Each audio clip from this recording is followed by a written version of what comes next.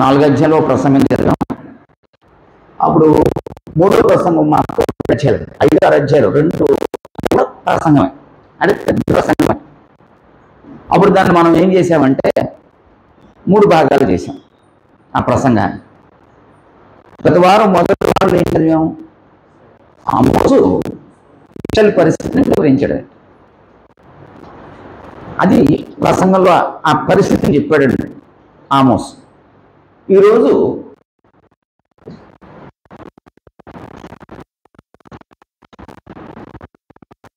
ఆమోస్ యెహోవా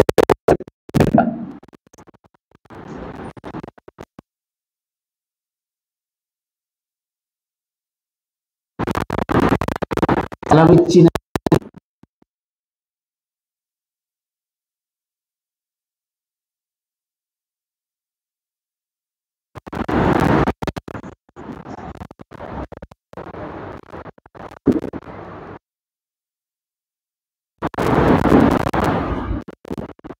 అంటే ఆ పరిస్థితిని బట్టి ఇశ్రాయేలు ఏం తిరుగుతున్నాడు, ఏం సెలవిస్తున్నాడో ఆ విషయాన్ని ఆమోస్ చెప్తున్నాడు. దాదాపు ఇందులో ఓ 10 సంగతులు రాశాను. 10 సంగతులు ఆలోచిద్దాం.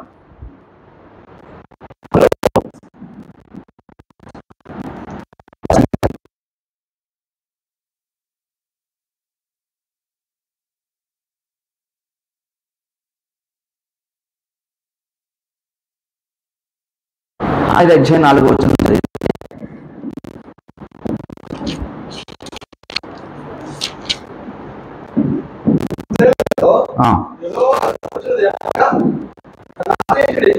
ఒక్క నిమిషం చదివండి.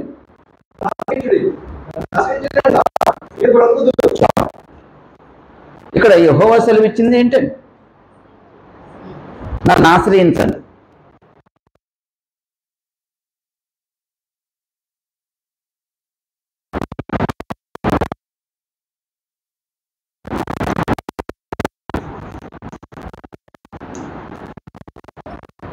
నన్ను ఆశ్రయించండి అని దేవుడు అంటున్నాడు. అంటే వాళ్ళ పరిస్థితి ఏంటండి? యెహోవాను ఆశ్రయించడం మానేశారండి.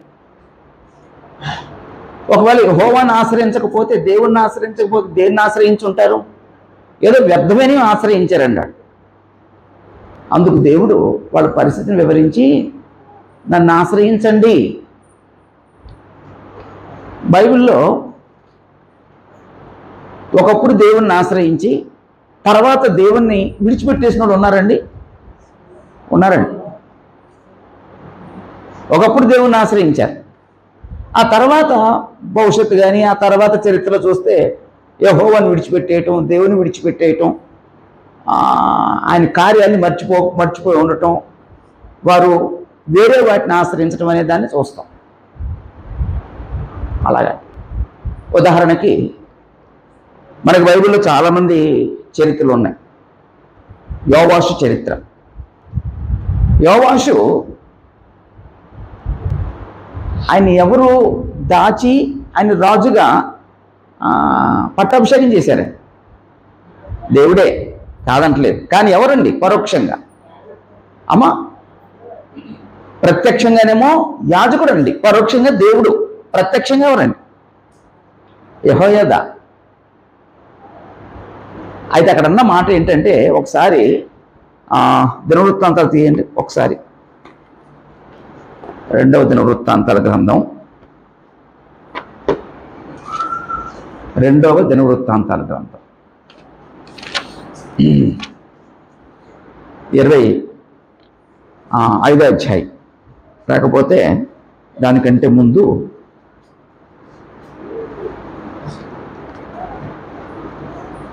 24వ అధ్యాయం, 24వ అధ్యాయం 2వ వచనం.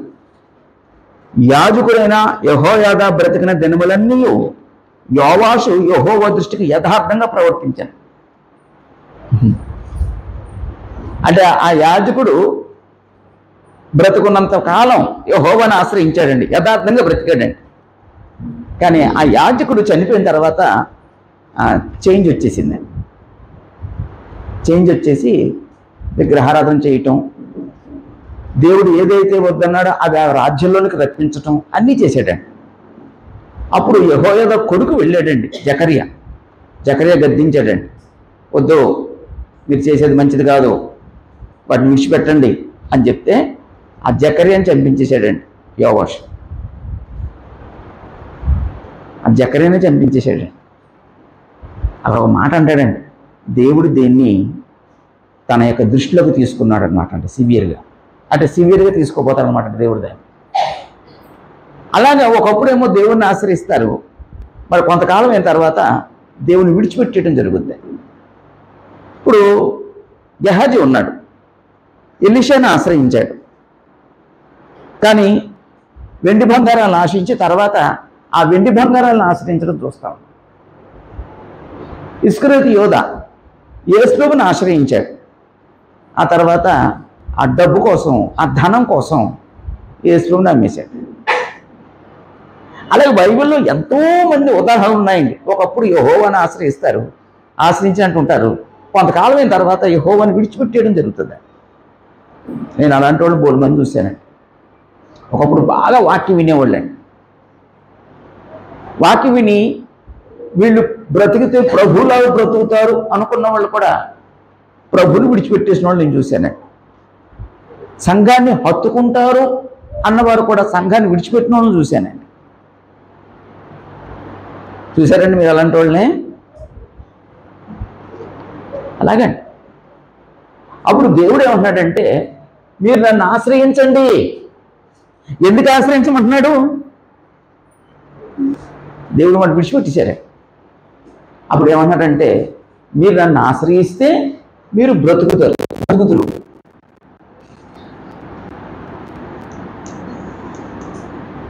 మీరు నన్ను ఆశ్రయిస్తే బ్రతుకుతారు. ఇప్పుడు ఆశ్రయించలేదు అంటే, ఈ మాట అనేసరికి వాళ్ళు ఆశ్రయించలేదు అంటే వాళ్ళు ఏమీ ఉన్నారండి? వాళ్ళు ఏమై ఉన్నారండి? అప్పటికి చచ్చిపోయారు అన్నమాట అండి. ఒకవేళ మీరు నన్ను ఆశ్రయిస్తే బ్రతుకుతారు, నన్ను ఆశ్రయించకపోతే మీరు బ్రతకరు. ఇప్పుడు కూడా దేవుని విడిచిపెట్టేసిన వాళ్ళందరూ ఎవరండి? దేవుడు అక్కర్లేకుండా బ్రతుకుతున్న వాళ్ళు ఎవరండి? ఇప్పుడైనా దేవుడు అవకాశం ఇస్తున్నారు, మీరు బ్రతకాలంటే నన్ను ఆశ్రయించండి, మీరు బ్రతకాలంటే యేసుని ఆశ్రయించండి, మీరు బ్రతకాలంటే వాక్యాన్ని, జీవాన్ని ఆశ్రయించండి. ఆ జీవాన్ని ఆశ్రయిస్తే మీరు బ్రతుకుతారు, లేకపోతే మీరు చచ్చిపోతారు. కాబట్టి నన్ను ఆశ్రయించండి. రెండో మాట, దేవుడు ఇశ్రాయేలుకి చెప్పాడండి, వద్దు వద్దు వద్దు అని. ఏంటి వద్దు? 5:5 చదువు. ఏదొద్దన్నాడండి? బేతేలును ఆశ్రయించదు.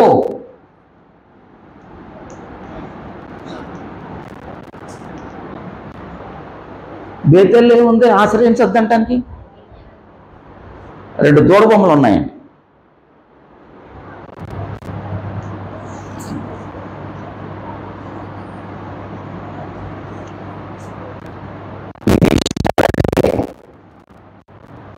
ఇశ్రాయేలు రాజు మొట్టమొదటి రాజు ఎవరండి? యెరోబాము. రాజ్యం విభాగించబడిన తర్వాత ఇశ్రాయేలుకి మొట్టమొదటి రాజు ఎవరండి?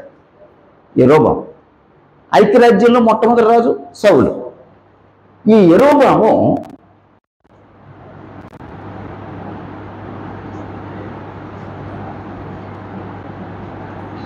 దానిలో ఒకటి,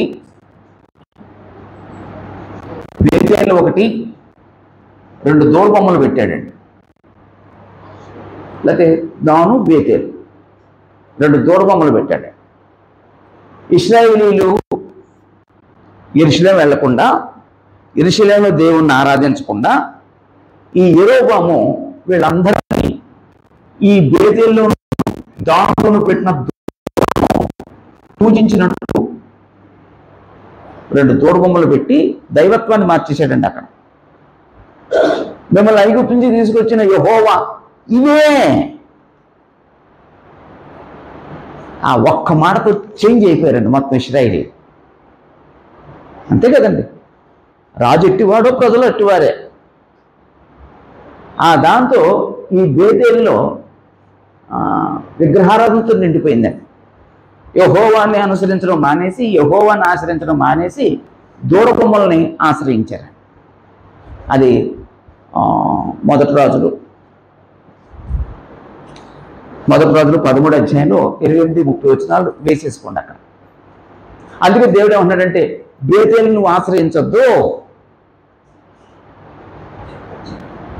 2:5లోనే గిల్గాలులో ప్రవేశించొద్దు.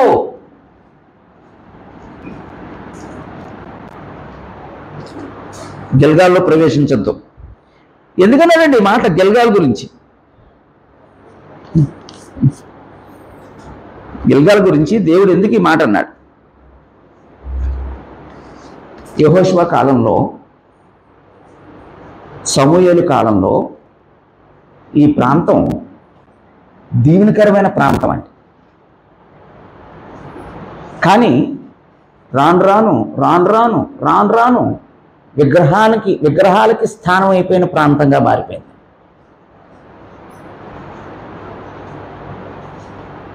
అంటే దీవెనకరంగా ఉండవలసిన ప్లేసు, దీవెనకరంగా ఉండవలసిన ఆ ప్రాంతం విగ్రహమయం అయిపోయిందండి. రాను విగ్రహమయం అయిపోయిందండి. అందుకే దేవుడు ఏమంటున్నాడంటే, ఆ గిల్గాలులో ప్రవేశించొద్దు. కొన్ని సందర్భాల్లో భక్తిగల కుటుంబం రాను భక్తిహీనత పోయి, లేకపోతే భక్తి పోయి భక్తిహీనత వచ్చిన వ్యక్తులుగా కనబడరామా? అదండి, దీవెనకరంగా ఉండవలసిన ప్రాంతం విగ్రహస్థానం అయిపోయిందండి. అందుకే దేవుడు వద్దు, అక్కడ వెళ్ళొద్దు, అక్కర్లేదు నీకు.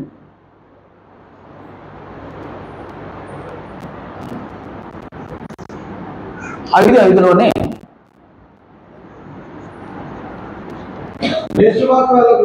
బేర్షెబాకు వెళ్ళొద్దు.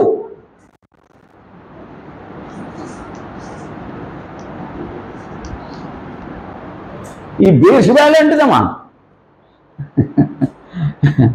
అబ్రహాము ఇస్సాకు కాలంలో ఈ బేర్షెబా ఒక ఆశీర్వాదకరమైన ప్రాంతం అండి. బేర్షెబా అనే మాటకి సాక్షార్థమైన బావి. అబ్రహాము, అతనెవరు? గెరారు రాజు అబీమెలెకు. ఈ ప్రాంతంలోనే సమాధానపడ్డారు. ఈ ప్రాంతంలోనే వారు సాక్షార్థమైన బావి త్రవ్వించారు. అందుకే ఆ మాటను బట్టి బేర్షెబా అనే పేరు వచ్చింది. బేర్షెబా అంటే సాక్షార్థమైన బావి అని. అంటే సమాధానం జరిగిందండి అక్కడ. ఆ తర్వాత తన కొడుకుని ఇస్సాకు కూడా అక్కడికి వెళ్ళినప్పుడు అక్కడ బలిపీఠం కట్టాడండి యెహోవా పేరట. అలాగే అబ్రహాం కూడా అక్కడ బేర్షెబాలో ఆ బలిపీఠం కట్టాడండి. యెహోవా నామం ప్రార్థన చేశాడు, బలులు అర్పించాడండి.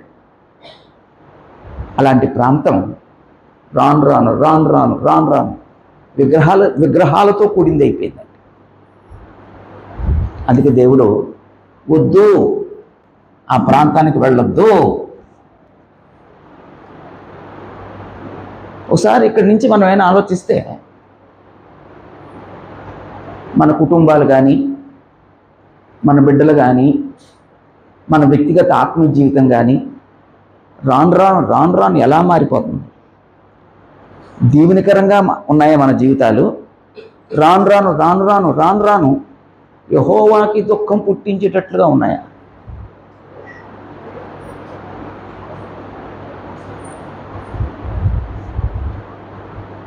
నా పిల్లలు వారు యెహోవాను మాత్రమే ఆరాధించాలి, మరొక వ్యక్తిని ఆరాధించకూడదు అని ఎప్పుడైనా తల్లిదండ్రులు నిర్ణయించుకుంటే వాళ్ళ జీవితంలో రాను ఎలా ఉంటుందండి? వాళ్ళు యెహోవాను ఆశ్రయించిన బిడ్డల్లాగానే ఉంటారండి. కొన్నిసార్లు రాను రాను రాను రాను రాను రాను రాను రాను వాళ్ళు విగ్రహారాధులుగా మారిపోయిన పిల్లలు చూస్తాం. రాను రాను రాను రాను రాను రాను సంఘానికి దూరం అయిపోయిన పిల్లల్లాగా చూస్తాం. రాను రాను రాను రాను రాను రాను రాను రాను దేవునికి దూరం అయిపోయి ఆ లోకంలోనే బ్రతుకుతున్న వారుగా చూస్తున్నాం. అప్పుడు మనం అనుకుంటామేంటి, మనం బిడ్డలకు అంటాం కానీ వాళ్ళు రాతలకు అనం కదండి.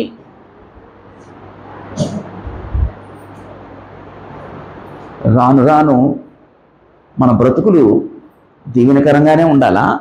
రాను రాను దీవెనకరంగా ఉండవలసిన మన కుటుంబాలు, దీవెనకరంగా ఉండవలసిన మన బ్రతుకులు దేవుని చేత శపించబడిన వారంగా ఉండాలి, మారిపోవాలా? భవిష్యత్తులో జరిగేది ఇదే అండి. అందుకే దేవుడు అంటున్నాడండి, మీరు బేతేలును ఆశ్రయించొద్దు, మీరు గిల్గాల్లో ప్రవేశించొద్దు, బేర్షెబాకు వెళ్ళొద్దు. కానీ మనిషి సైకాలజీ నాకు తెలియదు కానీ అంటే హ్యూమన్ మైండ్ ఎలా ఉంటుందంటే ఏదైతే దేవుడు వద్దన్నాడు అదే చెప్తాం. గమనించండి మన లైఫ్లో దేవుడు ఒక గీత గీశాడు, ఆ గీతలోనే ఉండాలండి. కానీ మనం ఏం చేస్తామండి, నువ్వు గీత కాదు నేను గీత గీస్తాను, ఆ గీతలో మేము ఆ గీతలో ఉంటాం, నువ్వు గీసిన గీతలో ఉంటాం అంటామండి. అప్పుడు బేతేలును ఆశ్రయించొద్దు, గిల్గాలు ప్రవేశించొద్దు, బేర్షెబాకు వెళ్ళొద్దు అన్నాడండి దేవుడు. ఎప్పుడు మానేస్తారండి ఇది? మనం అనుకుందాం అసలు ఎప్పుడు వెళ్ళకుండా మానేస్తారు. ఎవరైనా మాట్లాడచ్చు, తప్పు లేదు. ఎప్పుడు మానేస్తారండి అమ్మా? అదే ఎప్పుడు ఆశ్రయిస్తారు ఆయన?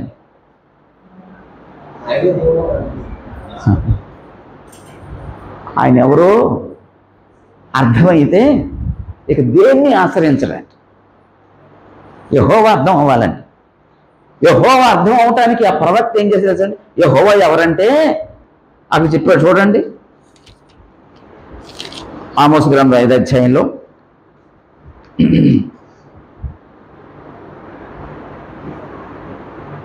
8వ వచనం. నక్షత్రమును సృష్టించినవాడు, చీకటిని ఉదయముగా మార్చువాడు, పగటిని రాత్రి చీకటి వలె చేయువాడు, సముద్ర జలములను పిలిచి వాటిని భూమిలో పొర్లిపారం చేయవాడు, ఆయన పేరు యెహోవా. బలాఢ్యుల మీదకి ఆయన నాశనము తెప్పింపుగా దుర్గములు పాడగును. మీరు బేతేలును ఆశ్రయించద్దని దేవుడు చెప్తున్నాడు, గిల్గాల్లో ప్రవేశించద్దని దేవుడు చెప్తున్నాడు, బేర్షెబాకు వెళ్ళొద్దని దేవుడు చెప్తున్నాడు. ఎందుకు చెప్తాడు తెలుసా? నీకు చెప్తున్న దేవుడు యెహోవా అని ఎలాంటోడు, అది ఇలాంటోడు. అప్పుడు అది అర్థమైతే వీళ్ళు వెళ్తారండి అక్కడికి. ఈరోజు కూడా మన జీవితంలో కూడా దేవుడు అర్థం కావాలండి. మన కుటుంబానికి దేవుడు ఎవరు అర్థం కావాలండి. స్థానిక సంఘానికి దేవుడు ఎవరు అర్థం కావాలండి. అప్పుడు మనం నిర్ణయించుకుంటాం, నాకు దేవుడు ఎవరో తెలిసింది, ఆయన ఎలాంటి వాడో నాకు తెలిసింది, ఇక నేను వెళ్ళను, నాకు అక్కర్లేదు ఇంకొకటి అని నిర్ణయించుకుంటాడండి. కానీ కొన్నిసార్లు మనం నిర్ణయించుకోక అన్బ్యాలెన్స్డ్గా అయిపోతున్నాం మన జీవితంలో. లోకానికి రాజీ పడిపోతాం, మనుషులకు రాజీ పడిపోతాం, మనుషుల్ని మెప్పించే ప్రయత్నం చేస్తాం. ఇవన్నీ ఎందుకు చేస్తున్నామంటే యెహోవా దేవుడు అర్థం కాలేదండి మనకి. అదండి, యెహోవా అర్థమైన వారి జీవితాలు ఒకలా ఉంటాయి, యెహోవా అర్థం కాని జీవితాలు ఇంకోలా ఉంటాయి. నేను ఎప్పుడైనా నాగేశ్వర గారు ఆరాధన మానేశారు అనుకోండి, ఏమంటా తెలుసండి, అని దేవుడు అర్థం కాలేదంట. అంతేనండి. యెహోవా అర్థమైన వ్యక్తి దేవుని ఆరాధన మానండి, యెహోవా అర్థమైన వ్యక్తి వాక్యాన్ని మానండి. కాబట్టి మీరు బేతేలును ఆశ్రయించొద్దు, గిల్గాలు ప్రవేశించొద్దు, బేర్షెబాకు వెళ్ళొద్దు అన్నాడు. 4 5:14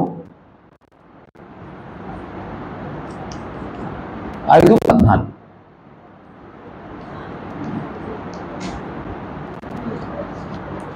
మీరు బ్రతుకున్నట్టు ఈడు విడిచి నేను వెదవుడి, అలాగే చేసినట్లా మీరు అనుకోని చొప్పున దేవుడును సైన్యులకు అధిపతియగు యెహోవా మీకు తోడుగా నుండును. కీడును ద్వేషించి మేలును ప్రేమించుచు ముఖములలో న్యాయము స్థిరపరచుడి. ఒకవేళ దేవుడును సైన్యులకు అధిపతి యెహోవా యోసేపు సంతతిలో శేషించిన వారి యందు కనికరించును. ఇక్కడ దేవుడు ఏం సెలవిస్తున్నాడండి? దేవుడు సెలవిచ్చిన మాట ఏంటండి? ఏదో ప్రత్యేక మాట వాడారండి. కీడును ద్వేషించి మేలును ప్రేమించు. ఇంకేమన్నాడండి? అమ్మా, కీడును విడిచి మేలును వెదుకుడి అంటే రెండు మాటలు అక్కడ రాద్దాం. మేలు వెదకుడి,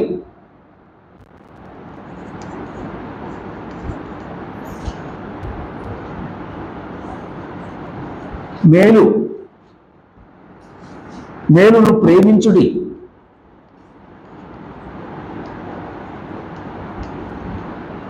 అంటే వీళ్ళేం చేశారండి? కీడును ప్రేమించడం మొదలు పెట్టారండి. వీళ్ళేం చేశారండి? మేలును వెతకడం మానేసి కీడును వెతకడం ప్రారంభించారండి. అందుకే నీతిని నేలకు పడేశారట అన్నాడు. అంటే నేలకు పడేటువంటి ఏమా? నేలకు పడేటువంటి ఏంటండి? నాకు అక్కర్లేదు. మనం అసహించుకుందాన్ని నేలను పడేస్తాం చూసారా? అలాగే నీతిని వాళ్ళు నేలకు పడేశారట. ఇప్పుడు దేవుడు ఏమంటున్నారంటే, నీతికి స్టాండర్డ్ నేను, ఆ నీతిని ఏర్పాటు చేసింది నేను. కాబట్టి ఆ నీతిని అనుసరించండి, ఆ మేలును వెతకండి, మేలును ప్రేమించండి. ఎప్పుడు చేస్తారండి ఇది? ఎప్పుడు చేస్తారండి ఈ పని? కీడుని విడిచిపెట్టేసి మేలుని ఎప్పుడు ఎదుగుతాడు?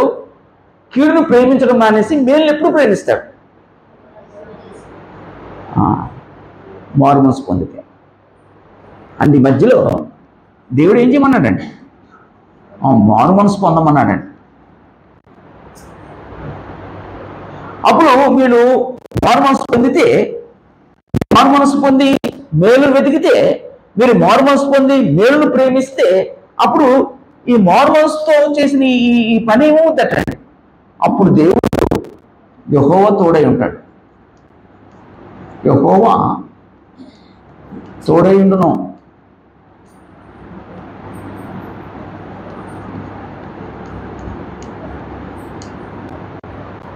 నేను మీకు తోడై ఉండాలంటే మేలును ప్రేమించండి, మేలును వెతకండి.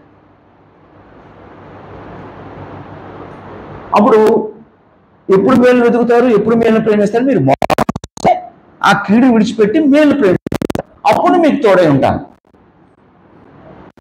ఒకవేళ మీరు మేలును ప్రేమించి వెతికితే నేను కనికరిస్తాను.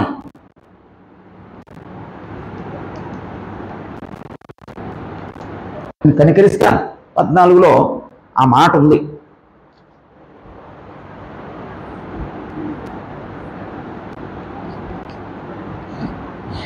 పదిహేనులో ఈ మాట ఉంది. అంతేనే. నేను మీకు తోడై ఉండాలా? మీరు కీడును విడిచిపెట్టి మేలును వెతకండి. మిమ్మల్ని కనికరించాలా? మీరు కీడును ప్రేమించడం మానే మేలును ప్రేమించాలి. అంతేనా? అప్పుడు ఇక్కడ మనం ఆలోచించవలసింది, మనం దేన్ని ప్రేమిస్తున్నాం, మనం దేన్ని వెతుకుతున్నాం? ఒకసారి మనం ఆలోచిద్దాం. నేను దేన్ని ప్రేమిస్తున్నాను? నేను దేన్ని వెతుకుతున్నాను? యెహోవాను వెతకటం మానేసి, ఆయన నీతిని వెతకటం మానేసి నేను దేన్ని వెతుకుతున్నాను? ఒకవేళ నేను దేవుని విడిచిపెట్టేసి నేను వెతికేది ఏదైనా సరే, నేను దేవునికి దూరం అయిపోతాను. యెహోవా తోడై ఉండడు. ఆ తోడే ఉండకపోతే నష్టం ఏంటండి? దేవుడు తోడే ఉండకపోతే జీవన్, దేవుడు తోడే ఉండకపోతే నష్టం ఏంటయ్యా?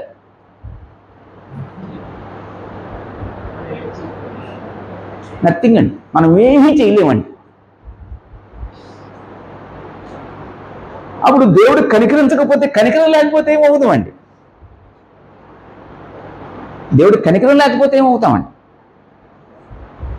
అమ్మా మనం దేవుని కనికరం మీద మనం బ్రతుకుతున్నాం అన్న సంగతి ఆలోచించాలండి ఎప్పుడు కూడా. మనం ఆయుష్ పొందుతున్నాం దేవుడు కనికరించబట్టి, మనం ఆరోగ్యంగా ఉన్నాం దేవుడు కనికరించబట్టి, మనకు శ్రమలన్నీ తొలగిస్తున్నాడు కనికరించబట్టి. మన జీవితంలో ఏది చెయ్యాలన్నా ఆయన కనికరం కనికరం కనికరం కనికరం కనికరం, ఆయన కనికరం మీద ఆధారపడ్డామండి. మన సామర్థ్యాన్ని బట్టో మనకున్న స్థితిగతులను బట్టి కాదు, కేవలం ఆయన కనికరాన్ని బట్టండి. అలా కాబట్టి దేవుడు కనికరించాలంటే ఆయన ఏర్పాటు చేసిన మేలును ప్రేమించు. దేవుడు మనకు తోడై ఉండాలంటే ఆయన ఏర్పాటు చేసిన మేలును వెతుకు. అది యెహోవా సెలవిచ్చిన మాట.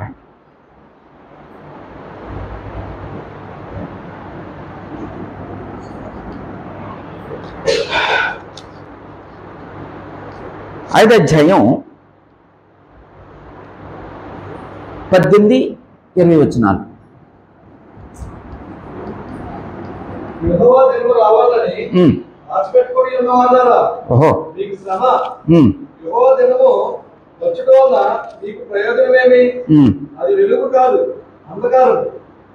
ఒకడు సింహమునందు నుండి తప్పించుకొనగా ఎలుగుబంటి ఎదురైనట్టు, వాడు ఇంటి వరకు పోయి గోడ మీద చెయ్యి వేయగా పాము వాడిని కరచినట్టు ఆ దినముండు. యెహోవా దినము నిజముగా వెలుగే ఉండదు కదా. వెలుగు ఏమాత్రము లేక అది కార్చీకటిగా ఉన్నదా? చాలు. ఇక్కడ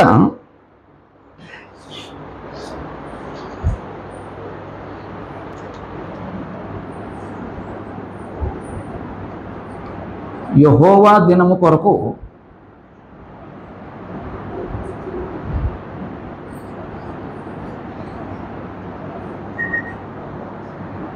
ఆశ పెట్టుకోవద్దు.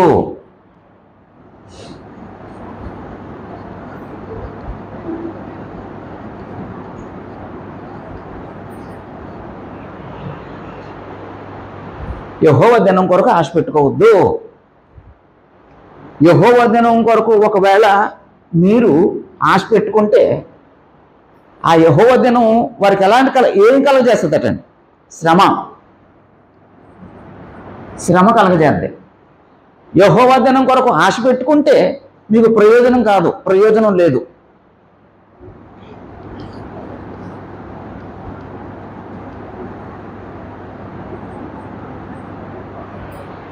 ఏంటండి ఈ మాటలు ఏంటండి? ఈ మాటలు ఏంటండి? ఒకవేళ ఈ మాట ఓ మంచి వ్యక్తి అన్నాడు. మంచి వ్యక్తి ఏంటంటే ఈ బాధలు పడలేక, ఈ కష్టాలు పడలేక, ఈ శ్రమలు తట్టుకోలేక ఆయన దినం వస్తే బాగును, యెహోవా దినం వస్తే బాగును, నాకు ఆదరణ దొరుకుద్ది, యెహోవా దినం వస్తే బాగును, నాకు ఈ శ్రమ నుంచి విడుదల కలుగుద్ది అని అనుకుంటాడు. మరి ఇక్కడ అంటున్న వాళ్ళు చెడ్డవాళ్ళ మంచివాళ్ళ? అమ్మా మంచివాళ్ళు అంటున్నారు, చెడ్డోళ్ళు అంటున్నారు. ఈ మాట చెడ్డోళ్ళు అంటున్నారండి. అందుకే మహోన్నతుల దేవుడు యెహోవా దినం కొరకు ఆశ పెట్టుకోవద్దు, నేను రావాలని కోరుకోవద్దు. మరి నేను రావాలని కోరుకోవద్దు దేవుడు చెప్తుంది. మరి వీళ్ళు ఎందుకు అంటున్నారు ఆ మాట? అంటే ముఖస్థుతి కోసం అన్నమాట. అంటే ఎమోషనల్గా అంటున్నారు అన్నమాట. అంటే ఒక రకంగా వేషధారణ. ఒకవేళ ముఖస్థుతి కోసం ఆయన అమ్మ వస్తే ఏమవుతారండి? ఇంకా మీకు అర్థమైనట్టు చెప్తాను చూడండి. చాలామంది యేసు రెండో రాకడ రావాలని రాకడ పాటలు చాలా పడతారు. ఇంకా దారుణమైన పాటలు ఇప్పుడు మానేశారు. రావయ్యా యేసయ్యా వేగమే రావయ్యా, రావయ్యా యేసునాథ వేగమే రావయ్యా. నేను అంటాను, వస్తే ఏం చేస్తాం? వస్తే ఏం చేస్తావు? అసలు వస్తే ఏమవుతావు నీకు తెలుసా? అంటే ఎవరో పాడేశారు కాబట్టి నా నోట్లోకి పెట్టేసుకొని పాడేస్తాను తప్ప అసలు నేను నమ్మి పాడేనా? అలాగండి. వీళ్ళు చెడ్డోళ్ళ ఉండి యెహోవా దినం కొరకు ఆశ పెట్టుకుంటున్నారు. అంటే ఏ దినం అంటే రెండో రాకడ గురించి కాదు, ఇక్కడ అక్కడ ఊత పదం అన్నమాట అండి వాళ్ళకి. యెహోవా దినం వస్తే బాగుండు, యెహోవా దినం వస్తే బాగుండు, యెహోవా దినం వస్తే బాగుంది. ఆ దినం కొరకు వాళ్ళ ఎదురు చూస్తున్నప్పుడు, ఆశ పెట్టుకున్నప్పుడు దేవుడు ఏమన్నాడంటే, పెట్టుకోవద్దు. ఒకవేళ నా దినం వస్తే నువ్వు తట్టుకోలేవు, నీకు శ్రమే. అప్పుడు ఉదాహరణ చెప్పాడండి. ఏంటి ఆ ఉదాహరణ అంటే, ఒకడు సింహము నద్దు నుండి తప్పించుకొనగా ఎలుగుబంటి ఎదురైనట్టు వాడు ఇంటిలోనికి పోయి గోడ మీద చేయవేయగా పాము వాడిని కలిసినట్టు ఆ దినం ఉండును.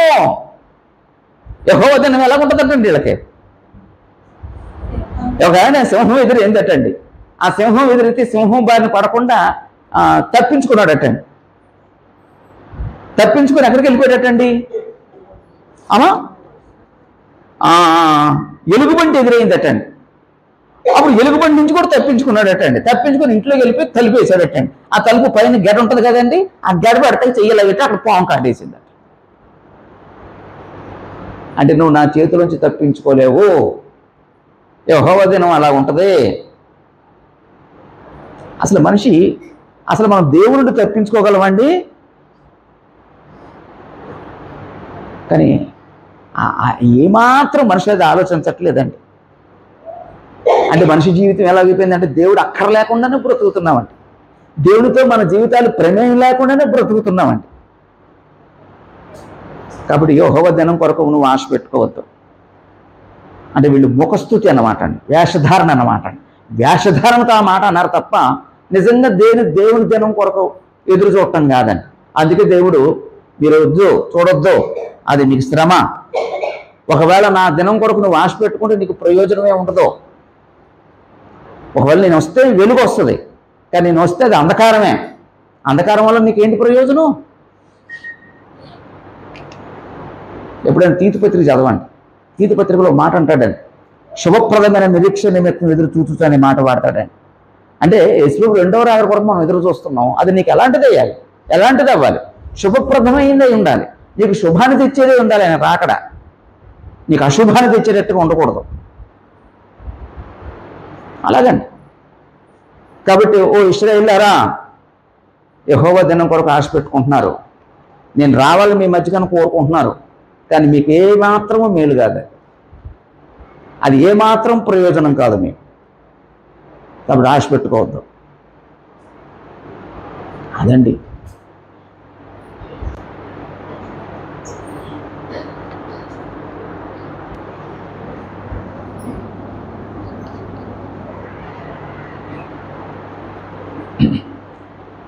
ఐదో అధ్యాయంలోనే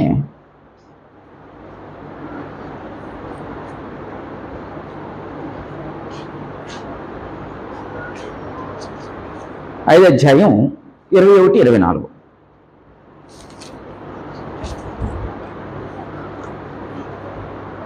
మీ పండుగలను నేను అసహించుకుంటున్నాను, వాటిని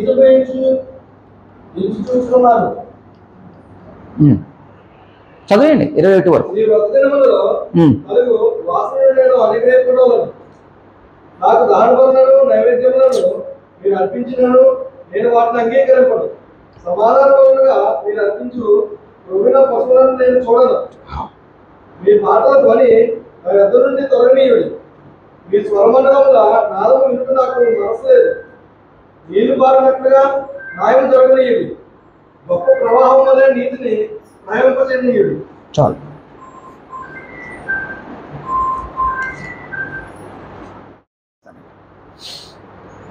అదేంటంటే,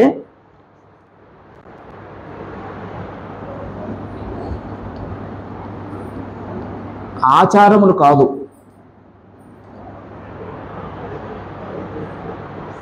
నీతి న్యాయం ముఖ్యం.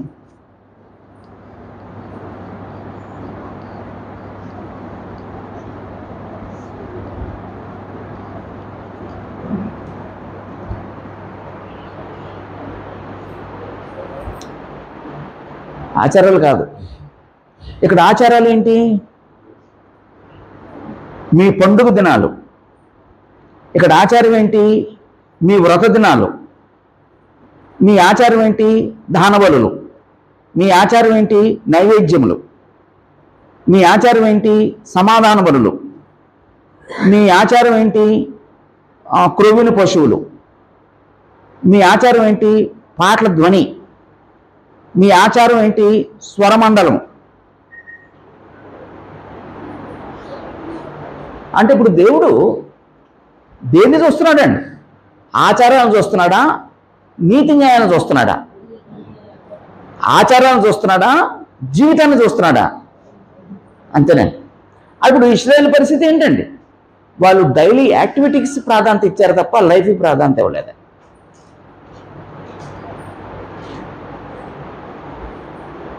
డైలీ యాక్టివిటీస్ ప్రాధాన్యత. డైలీ యాక్టివిటీస్ ఏంటంటే వాళ్ళది బళ్ళు అర్పించటం, సమాధాన బలు అర్పించటం, దహన బలు అర్పించటం, పాపరిహార బలు అర్పించటం. అది అర్పించేస్తే చాలా ఆయనకి. ప్రతి విశ్రాంతి దినం పరిశుద్ధంగా ఆచరించడం, విశ్రాంతి దినం ఆచరించటం, సంవత్సరానికి 3 పండుగలు లేకపోతే 7 పండుగలు లేకపోతే 10 పండుగలు చేయటం, యాత్ర పండుగలు చేయటం చాలు అని ఆ డైలీ యాక్టివిటీస్కి ప్రాధాన్యత ఇచ్చారు తప్ప యెహోవా దేవుడు కోరుకునే జీవితానికి మాత్రం వారు ప్రాధాన్యత ఇవ్వలేదు. జీవితానికి ప్రాధాన్యత ఇవ్వకుండా డైలీ యాక్టివిటీస్కి ప్రాధాన్యత ఇచ్చిన ఇశ్రాయేలు గురించి దేవుడు అన్న మాట ఏంటి తెలుసండి? యెషయా గ్రంథం 1వ అధ్యాయం 12వ వచనం చదవండి. యెషయా 1వ అధ్యాయం 12వ వచనం. నా సన్నిధిని కనబడాలని మీరు వచ్చుచున్నారే, నా ఆవటములను తొక్కుటకు మిమ్మల్ని రమ్మనివాడు ఎవడు? అదేంటండి? యెహోవా దేవుడు చెప్పిన మాట ఏంటంటే అది ఆవరణ తొక్కుటకు మీరు నా మందిరానికి వస్తున్నారు కదా. అసలు నా మందిరానికి మిమ్మల్ని రమ్మని చెప్పినాడు ఎవడు? మిమ్మల్ని రమ్మన్నవాడు ఎవడు? మిమ్మల్ని ఆహ్వానించినవాడు ఎవడు?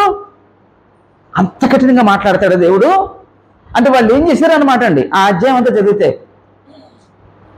ఆ డైలీ యాక్టివిటీస్ ప్రాధాన్యత ఇచ్చారు, కానీ లైఫ్కి ప్రాధాన్యత ఇవ్వలేదండి. ఆ లైఫ్కి ప్రాధాన్యత ఇవ్వని ఆ ఇశ్రాయేలు గురించి దేవుడు అన్న మాట అండి, గుండెలు పగిలిపోయే మాట అండి. అసలు మీరు వద్దు, నువ్వు నాకు అక్కర్లేదు, నువ్వు రావద్దు. ఇక్కడ కూడా ఇశ్రాయేలు గురించి అదే అన్నాడండి. మీ ఆచారాలు మీ పాటల ధ్వని నా ఎదురు చూశాను, నిన్ను అసహించుకుంటున్నాను.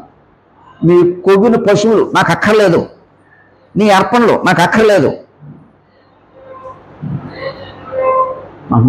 నీ జీవితం ముఖ్యం, నీతి ముఖ్యం, న్యాయం ముఖ్యం. ఆ నీతిని న్యాయాన్ని విడిచిపెట్టేసి నువ్వు అర్పించే అర్పణల వల్ల నేను సంతోషించేవాడిని కాదు. అందుకే దావీదు ఆ మాట అన్నాడండి. విరిగి నలిగిన హృదయమే దేవునికి ఇష్టమైన యాగం. అలాగండి. కాబట్టి ఇక్కడ ఆచారాలతో కాదు, నీతి న్యాయం ముఖ్యం నాకు. ఇశ్రాయేలుని ఐగుప్తు తీసుకొచ్చాడు. ఇశ్రాయేలుని ఐగుప్తు తీసుకొచ్చిన తర్వాత వాళ్ళలో ఏది చూడాలని దేవుడు కోరుకున్నాడండి? నీతి న్యాయం. కానీ అక్కడ నీతి న్యాయం కనబడిందండి వాళ్ళ దగ్గర? దేవుడు కోరుకున్నది కనబడిందండి? యెహోవా కోరుకున్నది కనబడిందండి? కనబడలేదండి. ఆయన నీతి కావాలని చూస్తే ఇంకేదో కనబడిందండి, ఆయన న్యాయం కావాలని చూస్తే ఇంకేదేదో కనబడిందండి. అందుకే దేవుడు మీరు నాకు అక్కర్లేదు అన్నాడండి. ఇప్పుడు దేవుడు క్రీస్తు యొక్క సంఘాన్ని ఏర్పాటు చేశాడు. సంఘాన్ని ఏర్పాటు చేసి ఈ సంఘంలో మనల్ని నాటాడు. సంఘం అనే తోటలో, వ్యవసాయంలో మనం నాటాడు. ఎందుకు నాటాడండి? ఆత్మీయంగా ఫలించాలని. ఫలాలు ఇవ్వకపోతే అందుకే ఆనాడు పరిశీలితో యేసు చెప్పిన మాట ఏంటంటే, యేసు చెప్పిన మాట ఏంటమ్మా? పరిశీలితో దేవుని రాజ్యం మీ ఎదురు నుండి తొలగించబడి దాని ఫలమిచ్చే జనులకు ఇవ్వబడును. మీ ఎదురు నుంచి తొలగించబడుతుంది. అంటే ఆత్మీయంగా ఫలించడం వాళ్ళకి అక్కర్లేదండి. నేను ఒక ఆయనతో మాట్లాడినప్పుడు, అన్నయ్య అంటాను ఆయన్ని, అన్నయ్య మరి తీసుకెళ్తున్నారు కదా అంటే మాట అనేవాడండి. ఆయన అన్న మాట ఏంటి తెలుసండి? ఒక రాయిని వెంట పెట్టుకుని వెళ్తున్నాను అనేవాడండి సరదాగా. అని అర్థం ఏంటంటే రాయి అంటే ప్రయోజనం లేని రాయి. కానీ మనల్ని దేవుడు ఎందుకు ఉంచాడండి? సజీవమైన రాళ్ళుగా ఉంచాడండి మనల్ని ఇక్కడ. మరి మనం ఎలాంటి రాళ్ళు? నిరుపయోగమైన రాళ్ళువా, సజీవమైన రాయివా? దేవుని కొరకు ఆత్మీయంగా ఫలాలు ఇచ్చే తోట లేకపోతే మొక్కవా, ఫలాలు ఇవ్వని వాళ్ళవా? అంతేనే. అందుకే మహోన్నతులైన దేవుడు యేసు చేత ఒక ఉపమానం చెప్పించారండి, గురువులు గోధుమలు. అంటే క్రీస్తు యొక్క సంఘంలో గురువులు కూడా ఉంటాయి. ఎవరండి గురువులు? ఆత్మీయంగా ఫలించిన వాళ్ళండి, జీవితాలు మార్చుకున్న వాళ్ళండి. దేవుడికి అక్కర్లేదన్నమాట. అప్పుడు అంటారండి, మరి తీసేయచ్చుగా గురువులు. ఆ గురువులు అవసరం, ఉంచు. ఆ గురువులు ఎందుకండి? గురువులు ఎందుకు ఉంచాలమ్మా? గురువులతో పాటు గోధుమలు కోయబడతాయి. ఆయన చేయగలడు దేవుడు, గోధుమలకు ఏమవ్వకుండా చేయగలడు. ఆయన ఉంచమన్నాడు. ఎందుకు ఉంచమన్నాడండి?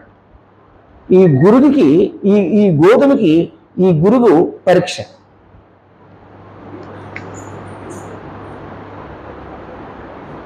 అర్థమైందమ్మా భువన గారు? ఈ గురువు గోధుమకి పరీక్ష అన్నమాట అండి. ఆయన లెక్కలు అయ్యి అనమాట అండి. ఒక టైం వస్తుంది యేసు వచ్చిన రాకడలో, అప్పుడు గురువుల్ని గోధుమల్ని వేరు చేస్తాడు అన్నమాట. ఎందుకంటే నీకు ఆ శోధన అనుమతించాలి. ఆ శోధన అనుమతింటే ఆ గురువు అవసరం నీకు. ఇంతకీ మనం గురువులువా గోధుమలువా?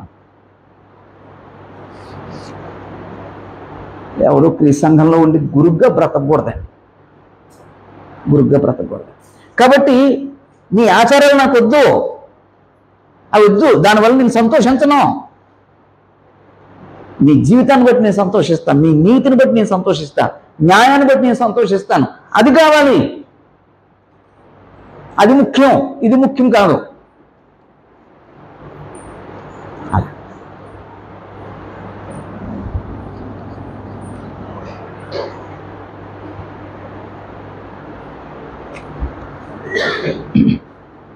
ఆరు అధ్యాయం 2వ వచనం. 6 అధ్యాయం 2వ వచనం.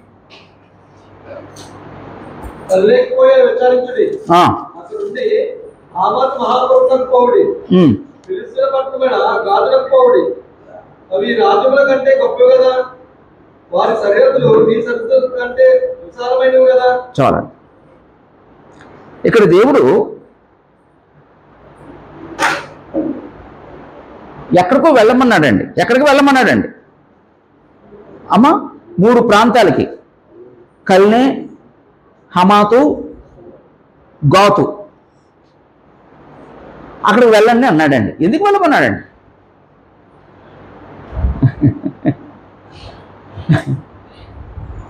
ఇప్పుడు కల్నే అనేదేమో బబులోను ప్రాంతానికి సంబంధించింది, హమాతు ఏమో కనాన్ దేశానికి సంబంధించి,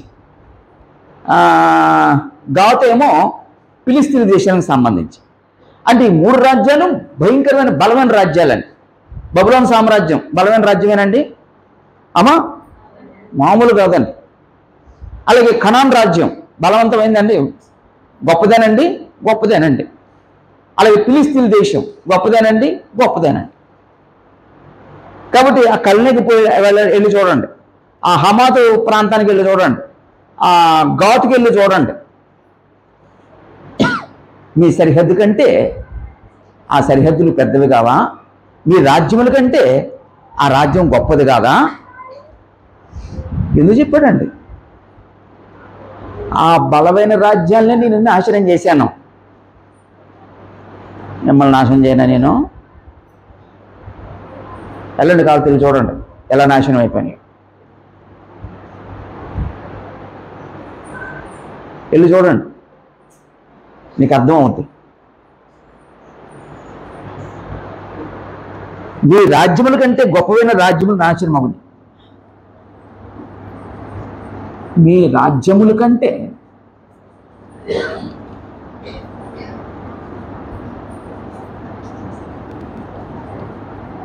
గొప్ప రాజ్యములు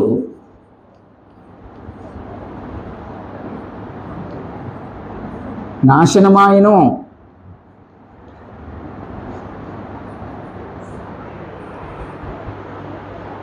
యాక్చువల్గా ఇశ్రాయేల్ రాజ్యం యోధా రాజ్యం కంటే అంటే రాజ్యములు మీ రాజ్యములు అన్నాడంటే ఇక్కడ రెండు కలిపి మాట్లాడుతున్నాడండి. ఇశ్రాయేల్ రాజ్యం యోధా రాజ్యం రెండు రాజ్యాలు. మీ రాజ్యముల కంటే పెద్దవి గొప్పవి, అయినా సరే నేను నాశనం చేశాను. వాళ్ళు వెళ్ళి చూడండి, వాళ్ళు నాశనం చేశాను వాళ్ళ గర్వం వలన. మిమ్మల్ని నాశనం చేయనా? బబులోను రాజ్యం దేవుడు నాశనం చేశాడండి. ఫిలిస్తీన్ రాజ్యాన్ని దేవుడు నాశనం చేశాడండి. కనానీల్ని దేవుడు నాశనం చేశాడండి. మరి మీ రాజ్యాల కంటే గొప్పమైన వాటిని నేను నాశనం చేసినప్పుడు నేను మిమ్మల్ని నాశనం చేయలేనా? అది వెళ్ళి చూడండి. కాబట్టి ఎంతగా దేవుడు మాట్లాడుతున్నాడంటే వీళ్ళు చేసిన తప్పేంటండి?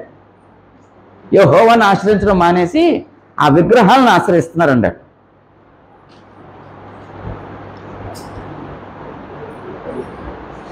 యెహోవాను ఆశ్రయించకుండా నువ్వు దేన్ని ఆశ్రయించినా దానివల్ల నీకు వచ్చే ముప్పు ఏంటంటే ఇది చదివితే అర్థం అవుతాను. దానివల్ల నీకు నాశనమే.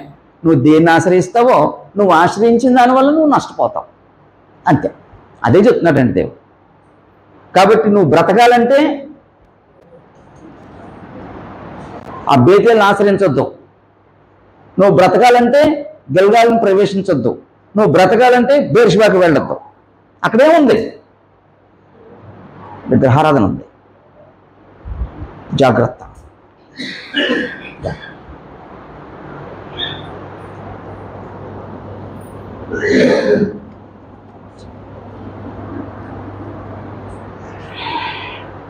ఆరు 14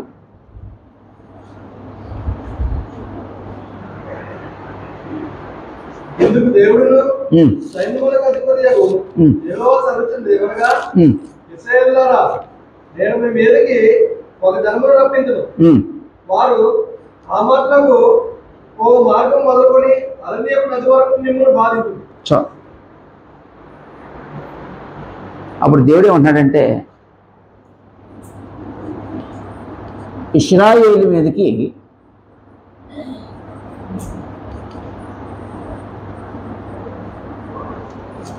ఒక జనమును రప్పించును.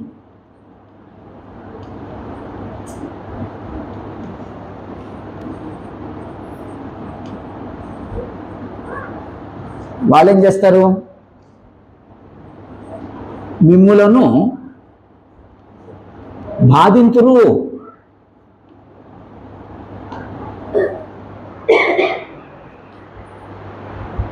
వాళ్ళ కలగబోయేదాన్ని దేవుడు చెప్తున్నాడండి. మీ మీదకి ఒక జనాన్ని నేను రప్పిస్తున్నాను. ఎవరండి ఆ జనాను? అశ్షూరీయులు వస్తారండి.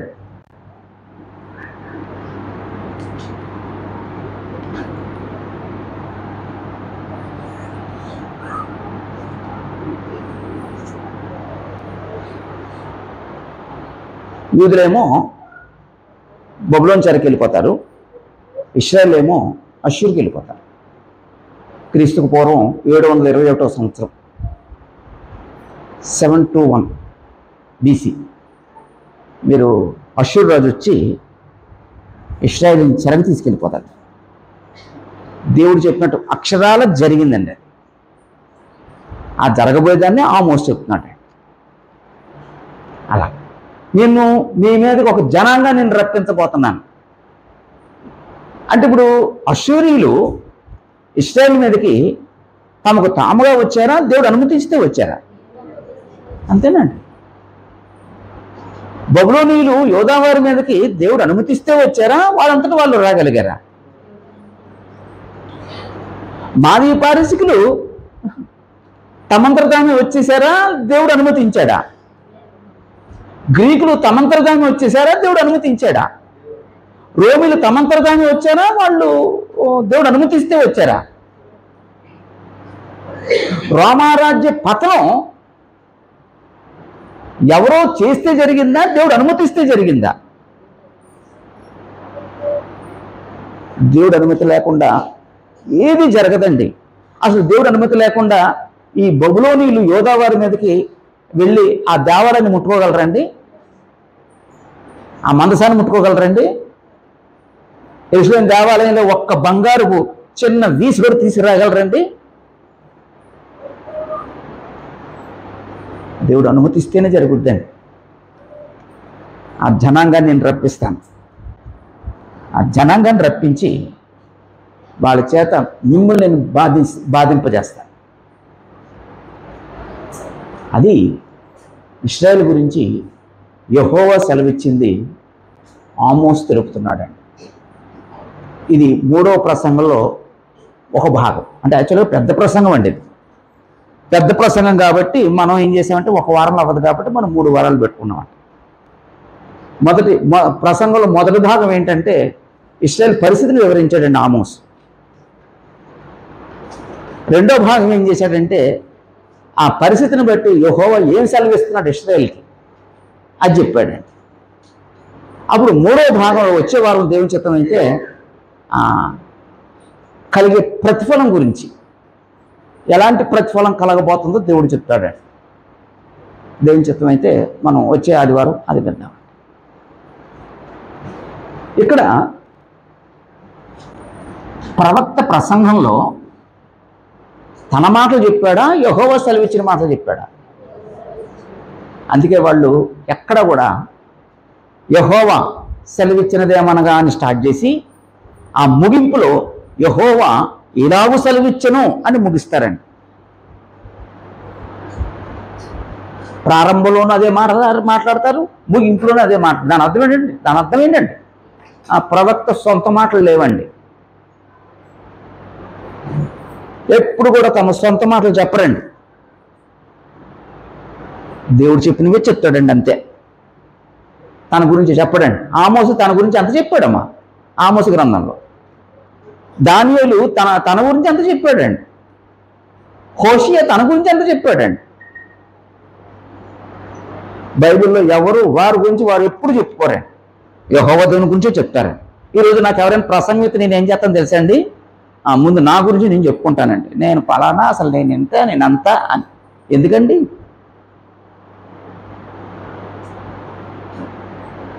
అక్కలేదు. ఈరోజు చాలామంది మతశాఖలు చేసే పనులు అయ్యానండి. వాళ్ళు గొప్పలు చెప్పుకోవడం ట్రై చేస్తారండి మతశాఖ. వాళ్ళ ఐడెంటిటీ కోసం వాళ్ళు ప్రాకులాడతారండి. కానీ యెహోవా చేత పంపించిన యెహోవా ప్రవక్త ఈ పెట్ట కథలు చెప్పడం, తమ సొంత కథలు చెప్పడం, సొంత వ్యాఖ్యానం చెప్పడం, అల్లి చెప్పడం, తన కోసం చెప్పుకోవడం. యెహోవా దాని గురించే చెప్తాడు. యెహోవా సెలవిచ్చిందే చెప్తాడు. అలా లిషాంత్, దీనివల్ల మనం ఏమి నేర్చుకోవచ్చు?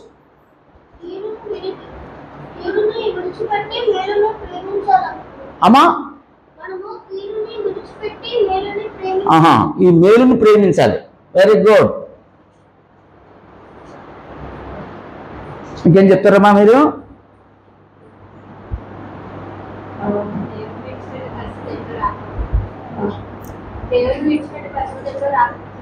దేవుని విడిచిపెట్టే పరిస్థితులు మన జీవితంలో రాకూడదండి. ఏది మనం దేవునికి దూరం చేయకూడదండి. ఒకవేళ దేవునికి ఇది దూరం చేస్తుందంటే దాన్ని దూరం చేసుకో, అంతే. దేవుని మాత్రం దూరం చేసుకోవద్దండి.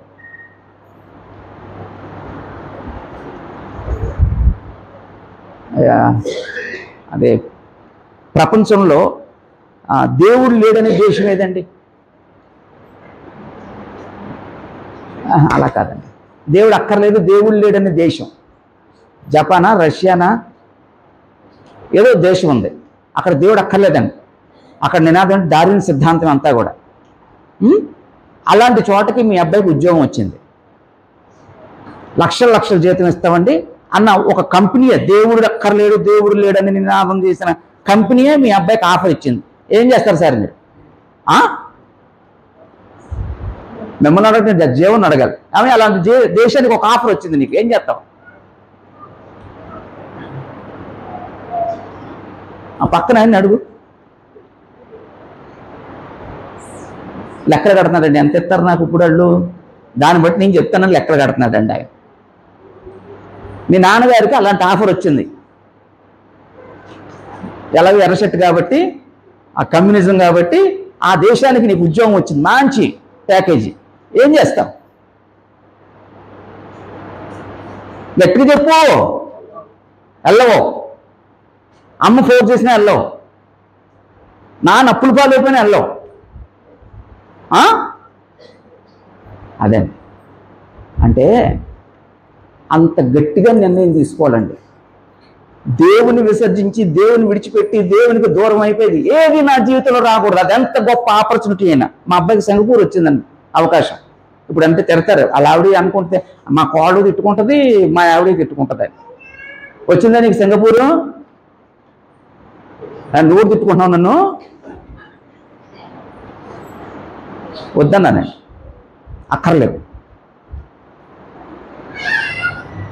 సింగపూర్ వెళ్తే నాకు మంచి నా బ్రహ్మాండంగా ఉంటుందని మా బతుకులేని.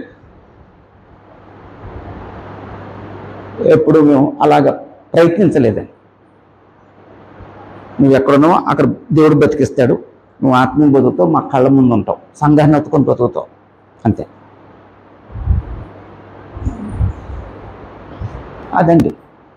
ఇలాగా ఆమోసు యెహోవా సెలవిచ్చింది ఇశ్రాయేలుకి తెలియజేస్తాను. అప్పుడు ఇశ్రాయేలీలకి కలగబోయేదని చెప్తాడండి ఆ ప్రసంగంలో. దేవుని చిత్తమైతే దేవుడు అనుమతిస్తే మనం వచ్చే ఆదివారం ఆ విషయాలు వెళ్దాం. అందరికీ వందనాలు.